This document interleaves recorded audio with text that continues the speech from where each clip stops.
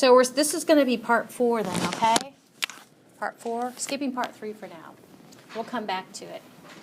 So it's funny because you guys have all had chemistry before, and so you've already kind of have an idea about chemical reactions, the different types of chemical reactions, which I don't emphasize: oxidation, the exchange, but anyway. But chemical reactions, one of the things we do need to do is to balance them. So some people love balancing equations, some people don't. So it'll all be good regardless. So I'll kind of give you my heads up to it.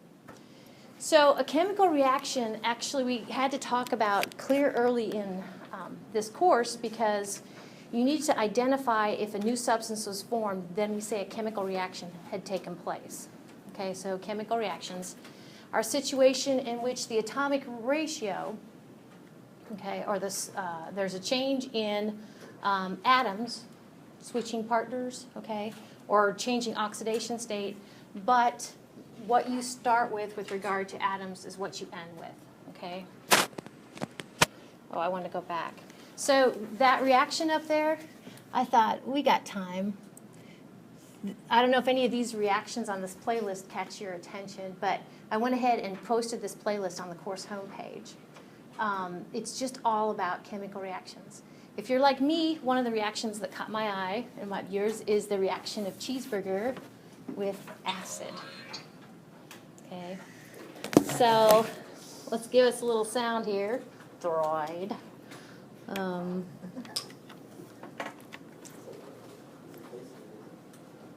Sign in. That's okay. I don't need to sign in. So cheeseburger and hydrochloric acid. Let's do it.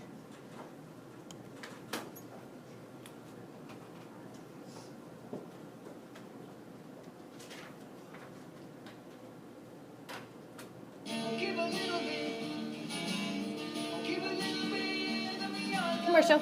Oh. Stouffer's mac and cheese with real aged cheddar. Now in a convenient cup. New Stouffer's Mac Cups, made for you to love.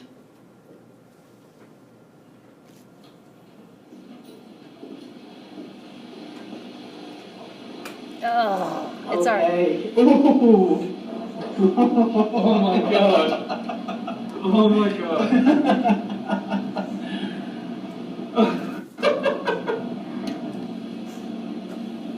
Something falling off. These guys have way too much fun. That is disgusting. Wow. Chemical reaction has occurred. Try this again. We've got our calcium chloride, hydroxy calcium chloride. We've got a bunch of it on this spatula. I'll put it in the flame, so you can see that it's burning with a brick red flame. So you get the idea. So new substances are formed. So this is a still image of a chemical reaction taking place that you'd be like, well, how do I know? Well, the two things you start with is this clear liquid in the beaker and that yellow liquid, but there's no precipitate in it in the pipette. So the new substance is this red stuff. Actually, we'll be talking more about that, and we call this, maybe you already know, but we call this a precipitate. Precipitate. Okay, something is insoluble. This is what you're going to be doing tomorrow. This is your first step. Remember, you're going to take copper, solid copper, and get solid copper back. And so this is that concentrated nitric acid. This first step I'll remind you tomorrow, but you need to do it in the hood because those brown, that kind of brownish you see in the background, orangish, that actually is nitrous oxide. So that is not good to breathe. New substances are formed, penny goes away, and you see the liberation of gas. The emphasis here would be you see energy being released. Okay, now a chemical reaction doesn't always have to be accompanied by the release of energy, nor does the release of energy always indicate a chemical reaction has occurred. We know that energy is released as substances go from their let's see how to go, from a liquid to from a gas to a liquid and a liquid to a solid. Energy is released. Okay, but definitely something going on here. So the reactions that we need to talk about, we use chemical equations, to represent chemical reactions. So equations are read from left to right. I was thinking, like, what about a culture where their writing is from right back to left again? I wonder if their chemical reactions go from right to left. I don't know. But we always say reactants proceed to form products, so that's how we read them. So yeah, a lot of you, I saw some head shaking about balancing equations, okay? And we are, not today, but in Friday's lecture, we're going to pass around the iPad again, so get ready. 10 extra points, all right? But I want to kind of talk just a minute about chemical equations in general, okay? And the fact that it's quite nice if you at least have an unbalanced equation, okay? So if it's unbalanced, just to emphasize, it's so cool. If it's unbalanced, one of the things it still does, it says what you start with and what you end with. It gives you your reactants and your products, okay?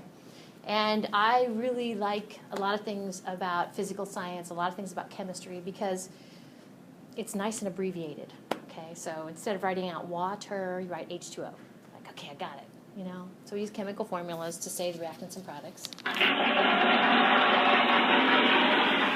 So another very cool thing about a chemical equation that's not balanced, okay, an unbalanced chemical equation, is that you can also say if it's a liquid, gas, or solid. So in just one letter, you can say a lot, okay?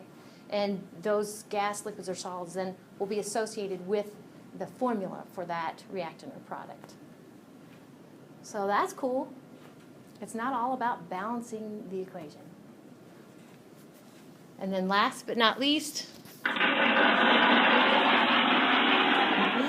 you can very concisely, associated with your equation that you're relaying the reaction that's occurred, you can very kind of quickly say, does anybody who's doing this chemical reaction, do they need to have any special reaction conditions? Like sometimes you need heat, sometimes you need dark, sometimes you need, and usually that is put over the reaction arrow.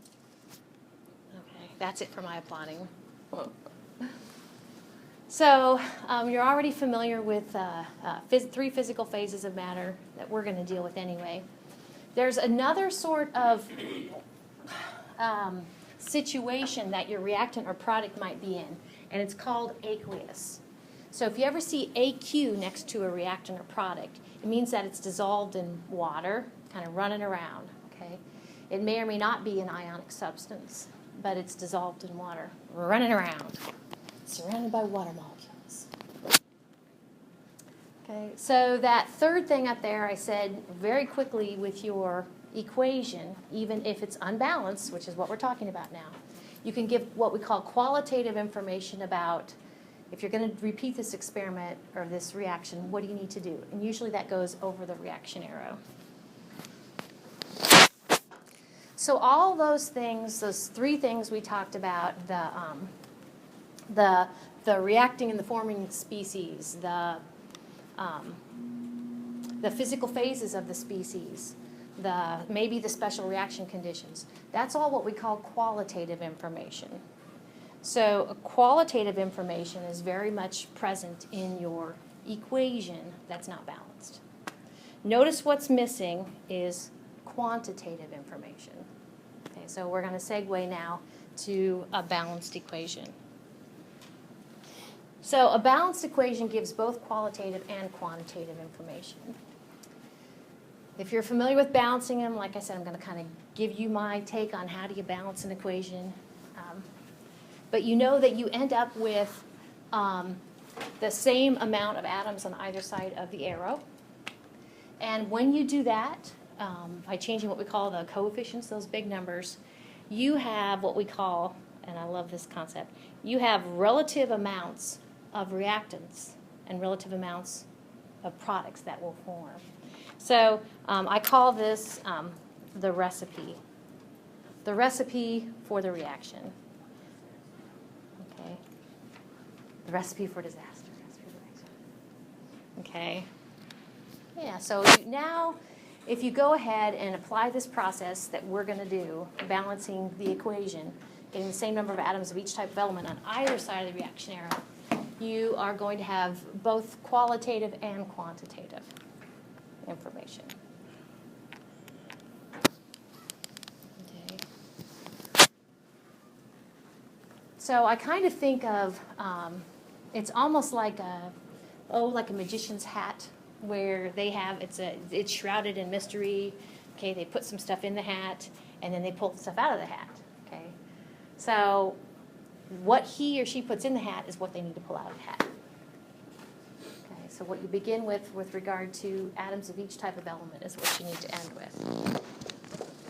So an example would be this reaction between NO and O2. We say goes to form, like the reaction arrow, NO2.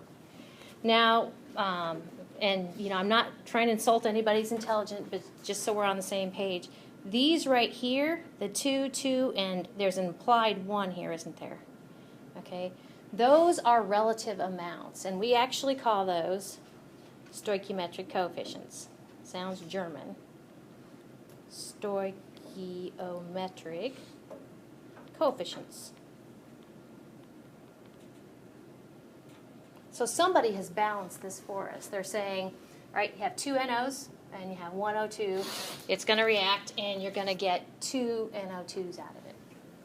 Notice that on either side of the reaction arrow, okay, we can count up our, looks like our red ones are oxygens, so we can count up our oxygens. Okay, it looks like we have 4 over here and 4 on the product side. And we can count up our nitrogens. We have 2 over here and 2 on the product side. Okay, so it's balanced with those stoichiometric coefficients.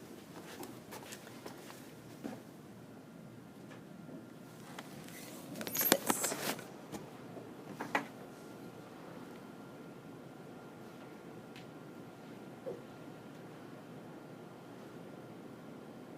So you see the chemical reaction, and this is the visual what you would see in the next animation I want to show you is like on a molecular scale or formula unit scale. In the flask is chlorine gas, Cl2. Into it we place solid phosphorus, P4.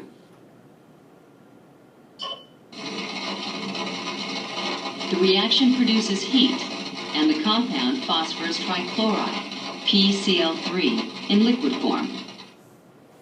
Okay, so of course what we watched was this. Maybe. So let's take a look at it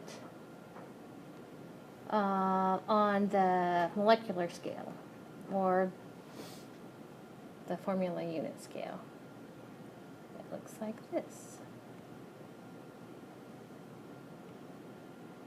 In the reaction of a single P4 molecule with 6 Cl2 molecules, 4 molecules of PCl3 are produced. One more time. It kind of reminds me of, do you see that? We go back and forth all day. It kind of reminds me of square dancing. In the reaction of a single P4 molecule with 6 Cl2 molecules, 4 molecules of PCl3 are produced. Okay. So we could count chlorine atoms and phosphorus atoms on either side of the reaction arrow. And you guys we're going to be balancing equations here in a minute, coming up with that implied 1 in front of the P4, the 6 in front of the Cl2, and the 4 in front of the PCl3. Those are called stoichiometric coefficients. Okay, so this is the same reaction in still images. No one has confirmed this. I was watching a MacGyver episode one time. He's so smart. He knows everything. And he used the fact that phosphorus, a very common form of phosphorus is where 4 of them get together and are covalently bonded to each other. P4, very common. So it is very reactive in, I want to say, air. So he used that to his advantage to undo his ties or something. So anyway, okay. So you guys did this in the lab with the cute little crucibles, okay, where you coiled up that silver magnesium ribbon, and most of us burned right away. Some of us, we had to kind of help. But you combined it with oxygen in the room and formed another kind of ashy looking stuff, magnesium oxide. So this actually is balanced, right? We know it's balanced because if we go ahead and make kind of I call it a brick wall sometimes, make a brick wall where the reaction arrow is, and kind of, I saw my daughter do this just the other night. I told you she's taking chemistry in high school right now. And so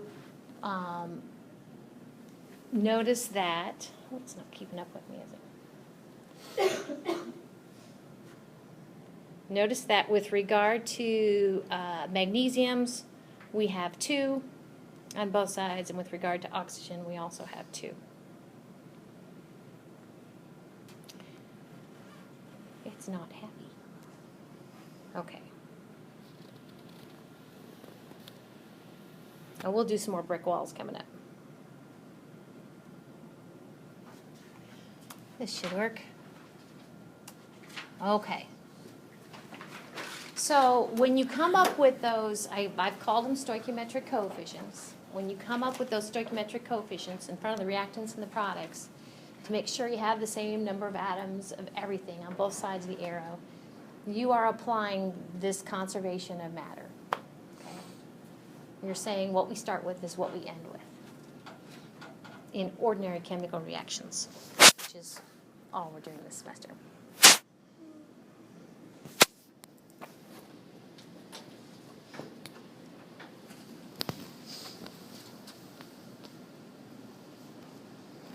Okay. So you saw, for instance, in the magnesium reacting with oxygen, you saw the number 2 in front of the Mg and the number 2 in front of the MgO. Those are stoichiometric coefficients. And those, you can take your pencil and erase and change as you're balancing them as long as you want to. Okay? But what you can't do is monkey with the subscripts. So like in the case of magnesium reacting with O2 to form magnesium oxide, you can't mess with the 2. Okay? So otherwise you're changing the reactant and the product. There's a typo in there. Unbalanced equation? Okay. Okay, so those 2 go together. You can't change the subscripts, but you can change, I call that big number to the left. I get my left and rights mixed up. But it's the big number to the left of the species. And you're going to see me when I balance equations a lot of time, I'll put a little squiggly mark there, and that's my spot for my coefficient. So you can change that till the cows come home. And then, kind of like we've already been doing when we counted number of atoms on each side of the reaction arrow, where it was balanced, we take that big number, that coefficient, and it applies through the formula. So keep that in mind. The title of this says balancing by inspection. Another way to say by inspection is trial and error. I kind of joke around about using a pencil, and feel free to erase and draw back in whatever number you think should be the coefficient in front of that reactant or product. Okay, sometimes you have to change your mind along the balancing process. There are other ways to balance equations. Okay. So I'm going to show you this one, and you can kind of work it on your own, see if we get the same answer. But I'm going to kind of show you what I would do. I would draw a brick wall there, okay, and hopefully my marker will keep up with me. I need to account for iron atoms, hydrogen atoms, and oxygen atoms. With coefficients of 1 across the board, I have 1 iron, I have 1 oxygen, 2 hydrogens, and 1 oxygen.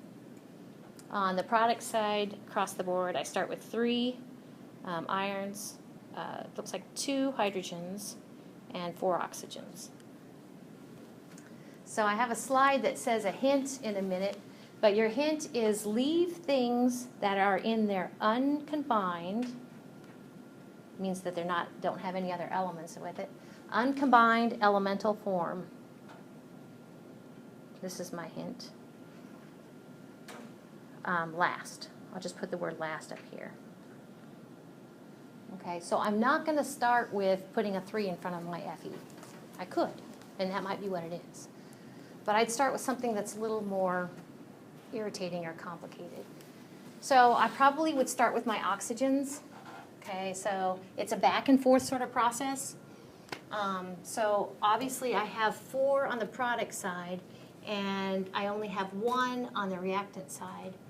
And the only thing I have oxygen in is H2O. Where it gets tricky is if you have the same thing in multiple reactants or products. So this isn't too bad.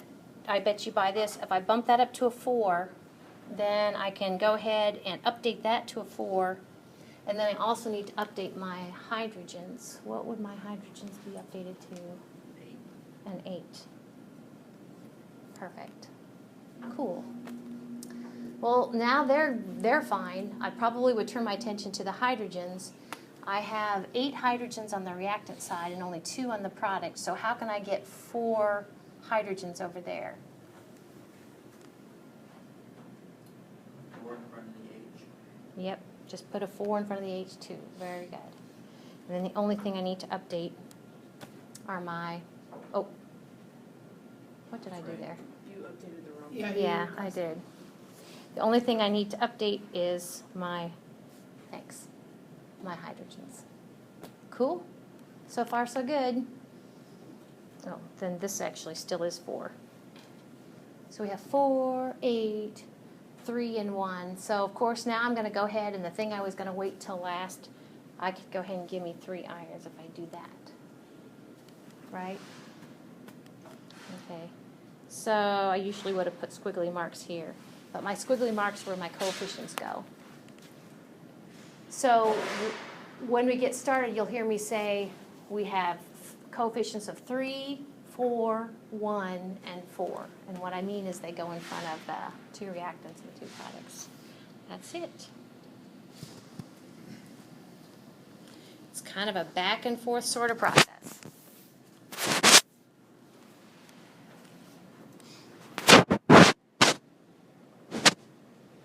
And so there will be some of these on the test. What's that? Yay, I'm see? There will be a few. You like these? You do this all day. All this matrix does is apply to the equation we just balanced and saying you've got that.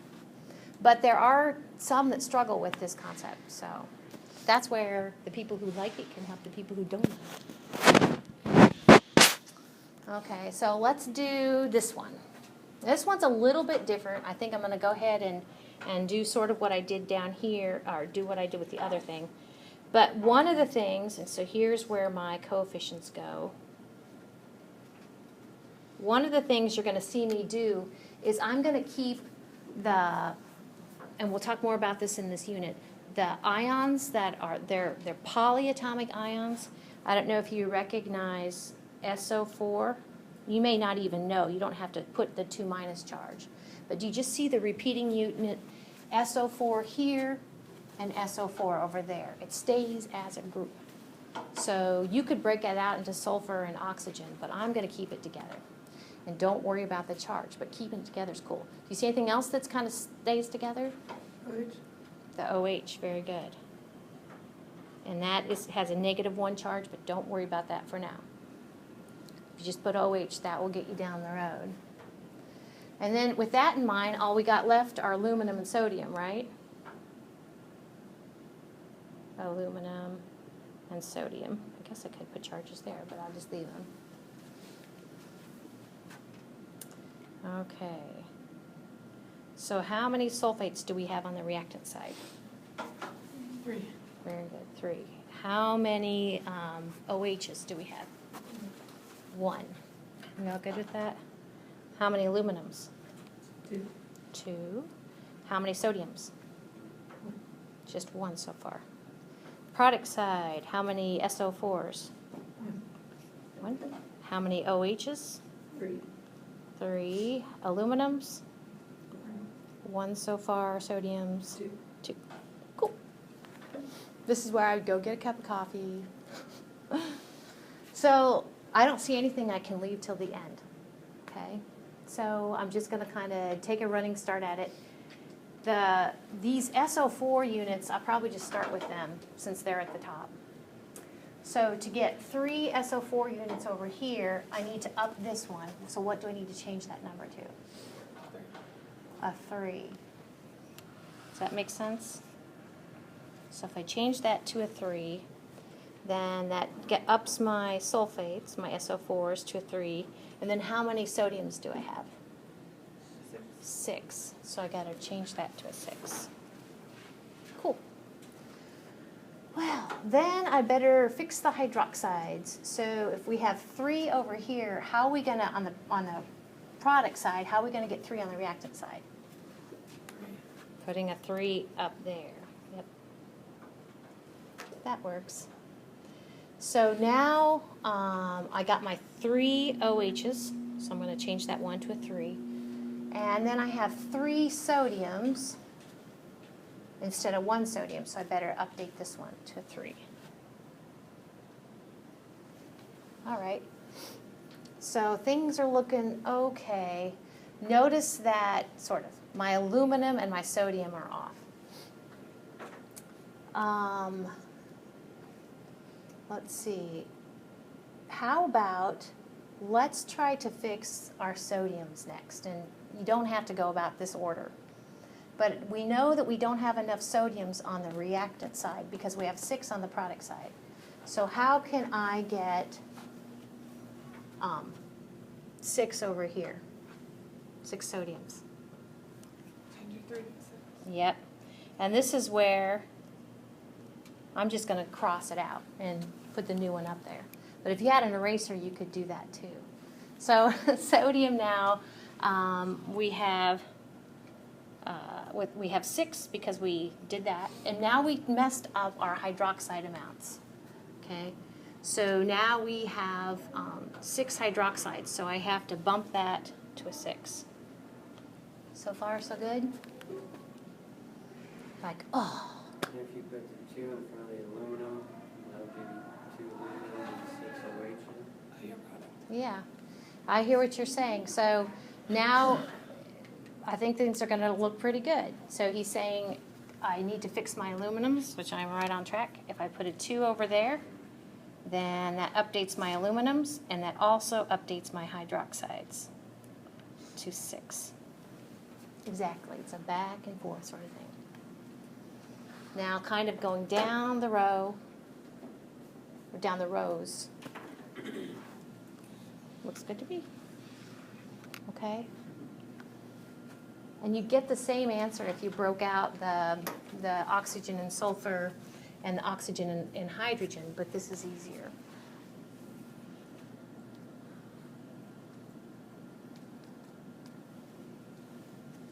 Any questions about that?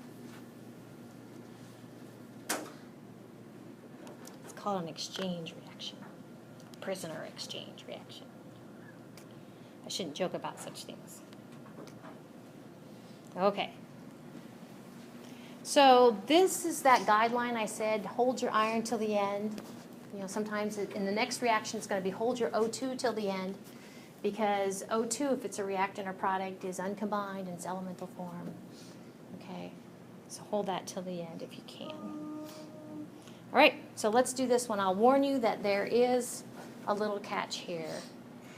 So if you just bear with me, we'll kind of do this one together how we've been doing it. This is where we can change the number from 1. But if we go with a 1, okay, let's see, 4 carbons, 10 hydrogens, 2 oxygens, 1 carbon, 2 hydrogens, and this is the catch. So you see on the product side we have oxygen in 2 things, which kind of drives us nuts. It makes our life difficult, potentially. So if we go with coefficients of 1 and 1, we got 3 oxygens. Go with that. So the other thing is I told you I'm really going to leave this for last. I'm not going to worry about oxygen at first. I usually focus on the carbons. Maybe it's because we're carbon-based life forms. I don't know. But so to get 4 carbons on the product side. I put a 4 up here. Bet you buy that. So we need to update our carbons, and we also need to update our oxygens. But don't forget about the oxygen in the water. So we got 8 plus 1, we have 9. Oops. Okay? Okay. So then I would go ahead and balance my hydrogens, which doesn't look too bad. The good thing about hydrogen is that we need an even number on the product side, and on the product side they come in bundles of water, H2O, which isn't even, that'll work out good for us. Okay, so 5. Okay, good. So now we update our hydrogens to 10, and then we got to bump up our oxygens. Okay, so we have 8 oxygens from the CO2 plus 5 oxygens from the H2O. 13. All right. So just kind of summarizing with regard to the elements, we balanced carbon and hydrogen. Okay, I told you leave oxygen until last. So honestly, what I would do is, I know I need basically 13 oxygen atoms. That's an odd number. They come in pairs. Okay. If you have something like that's a kind of almost a repeating unit within it, okay, and I tried to explain this to our daughter the other day, because I'm going to draw an oxygen atom. That's O2. So, excuse me, oxygen molecule. That's an O2 molecule. But if we think of 1/2 of that, okay, do you see where it's just 1 oxygen atom? Now, we aren't going to break those. I told you can't monkey with the subscripts. But, and I have a slide to explain as much. If we consider those not molecules, but a mole of O2 molecules, we can break them in half. So do you buy this? If I had, I'm going to put 13 halves there. 13 halves. I'm going to take 14 O2 molecules. No, sorry, I'm going to take 7. I'm going to take 7 O2 molecules. I'm going to break them all in half. Okay. So that would give me 14 halves, 7, and I only need 13 halves. Okay? You're not buying it. I try every year. It's true. That will actually give me 13 oxygen. I'm just going to leave it there. Actually, it's going to be 13, 13 oxygens. Okay. So now, this, if you're like me, you don't like this fraction of a coefficient. The 13 halves drives people nuts. And this is where I say you can scale up that set of 4 coefficients. The set of 4 coefficients we have is 1, 13 halves, 4, and 5. You can scale them up, and I'm going to scale them up by multiplying each of those coefficients by 2. So the cool thing, I'll change my color of my pencil here. The awesome thing that leaves is that now I'll put my scaled up coefficients in parentheses. 1 times 2 is 2. 13 halves times 2 is 13. 4 times 2 is 8. And 5 times 2 is 10. So that in purple is an alternate recipe. It's an alternate number of relative particles. It's awesome. It's the same. It's balanced as well. Okay, so kind of here you see me doing the builds back and forth. And I tried to kind of convince you to, if you wanted to get the 13 oxygens that you need to get, that you have on the product side, you need on the reactant side, you can do that if you put a 13 halves there. And you could just leave it. And I'd be fine with that. Or you can scale it up. Okay, this bottom one down here is scaling up those coefficients.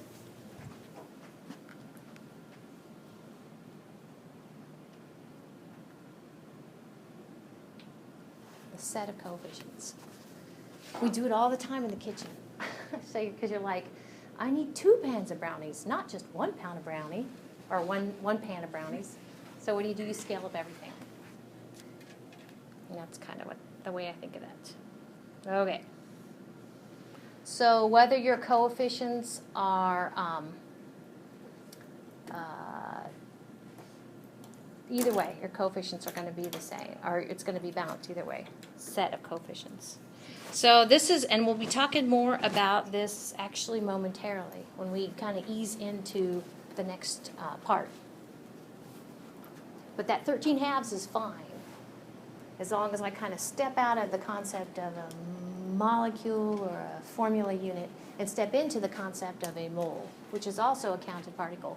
It's just a counted particle of lots.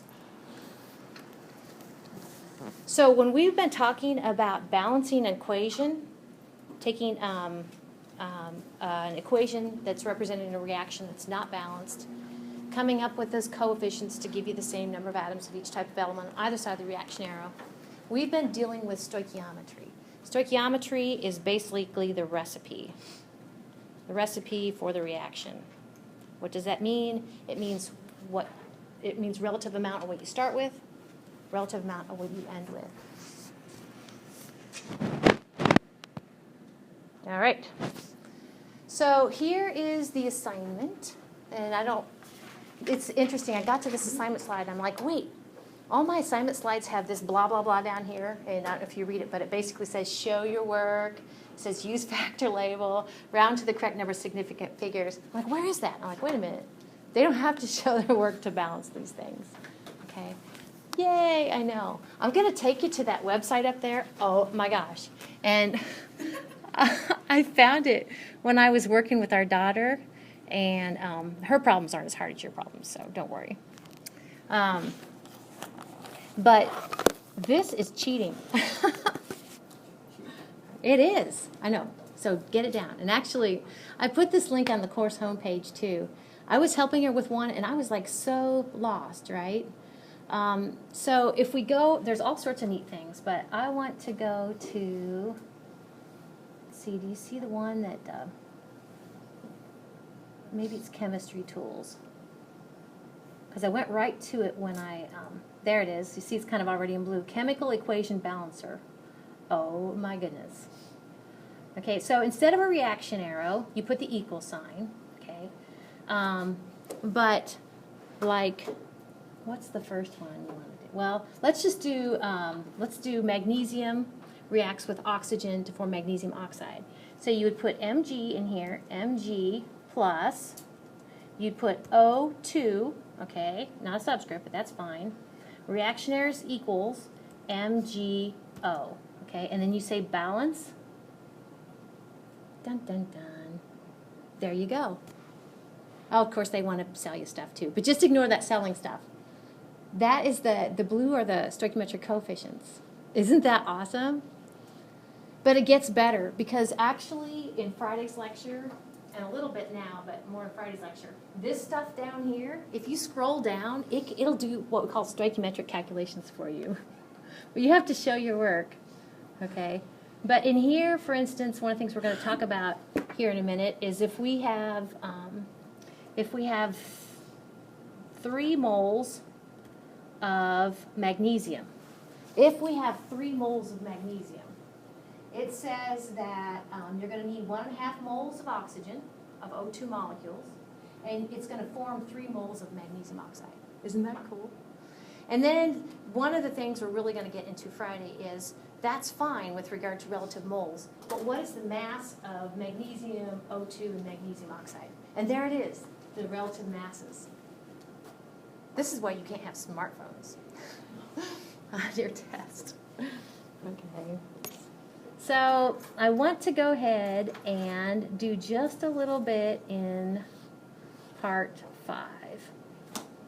It will make our lives easier. Okay. So I said that when we come up with the coefficients to balance an equation, we basically have come up with the stoichiometry of that reaction, because we know relative amounts. Relative amounts is stoichiometry. So, yeah, just like the same information as we had at the end of part 4. So if you see this word as a vocab word in your Unit 2 exam, okay, so you can't use an unbalanced equation and say that you understand stoichiometry. I mean, you understand qualitative information about the reaction, but not quantitative information. Okay. So I mentioned before, and probably if you're like me, when you come up with the 2, 1, and 2 respectively, you're really thinking kind of small scale. You're thinking 2 magnesium atoms, 1 O2 molecule, and 2 magnesium oxide formula units. That's how I think, okay? And that would be right. But what works well is to think in terms of moles. Remember, 1 mole is like a parcel. 1 mole is a counted parcel. 1 mole is like a dozen, except it's 6.022 times 10 to the 23rd. Okay. Put another way, I could say 2 dozen magnesium atoms react with 1 dozen O2 molecules to form 2 dozen magnesium oxide formula units. I could use the word dozen, and that'd be cool. So just scale it up to moles. So we could say 2 moles of magnesium react with 1 mole of O2 to form 2 moles of magnesium oxide. We're just scaling it up. Well, that gives us nice relationship between, in this case, the 2 reactants and the product. Okay. So I like kind of getting into just reinforcing the balancing equations we just talked about with this part, because the term is stoichiometric coefficient, is those big numbers to the left. Okay, so you can change the big numbers to the left, but you can't change the subscripts. Okay. So when we do stoichiometric calculations, basically, and I still think of the kitchen kind of, you know. I think of the reactants as your ingredients, and the products as the thing you're going to consume, that you make in the kitchen. Okay, and the coefficients are the recipe you look up. Okay, so oftentimes when anybody says, "Ooh, I need to do some stoichiometric calculations," all they're saying is, I need to pick 2 things. They could be both reactants, they could be a reactant and a product, they could be both products, but I need to pick 2 things in this reaction and look at the relative amounts as they react. And I'm going to use the balanced equation to do that. Okay. So, the term ratio. So, hopefully ratio, you know, we're probably used to thinking something, colon something else, that's a ratio. But also a ratio is something over something else, something per something. Okay, that's a stoichiometric ratio. And we can use those coefficients in a balanced chemical equation to our advantage. Stoichiometric ratios. It's easier to show you. So these are all stoichiometric ratios. We could pick on any 2 things. The first case, I'm going to pick on the 2 reactants. It's kind of like a property of that reaction. We could say 2 moles of magnesium react with 1 mole of oxygen. Or we could say 1 mole of oxygen will react with every 2 moles of magnesium. It's like a constant. We never start with constants when we work problems. Okay? Or we could pick on something else. We could pick on the reactant and the product, or one of the reactants and the product. Okay? We got a 2-to-2 relationship here. Notice the only difference between the left and the right column is the inverse. Okay? And of course, the last one we didn't pick on was the oxygen and the magnesium oxide. These are 9. They're 9. Okay? 9 different things to do with this one equation. Yeah, if you would, and so we're going to do just a really simple calculation. I'm going to call this, I don't know if I'll remember what they are, I'm going to call this A, B, C, D, E, and F. Okay, and the next problem, we're going to think through it, and we're going to use one of these ratios. We're going to use factor label So we're going to pick the one that makes the units cancel we want to cancel, and leave the units with we want to be left with. So, for instance, we're going to do two simple problems. I don't know, do you have these problems in there? Yes, you do. Thanks. We're going to do two kind of simple problems, and definitely we're going to take it up a notch on Friday. So the first problem is, and if I was going to diagram this, and I think it's on the maybe on the next slide, but feel free to kind of take it out of lift it out of the words. So it says how many moles, so I'm going to put arrow question mark moles of O2, okay, is needed to react with 0.245 moles Mg. So over the way I'm going to do that, do you see where I'm going to use one of those ratios? The ratio I'm going to use, I want units of moles of magnesium to cancel, and I want to be left with moles of O2. Which one was that? A? Thank you. And so we had, what, 1 O2 over, does that look right? Does that make sense? I'm trying, it says how many moles of oxygen molecules, that one over there, moles O2, is needed to react with 0.245 moles of magnesium. So I put 0.24 moles magnesium right there. I'm going to start my problem with 0.245 moles of magnesium over 1. So I want moles of magnesium in the numerator to cancel. If I stick in that A ratio, moles of magnesium will cancel, and I'll be left with moles of O2. Right?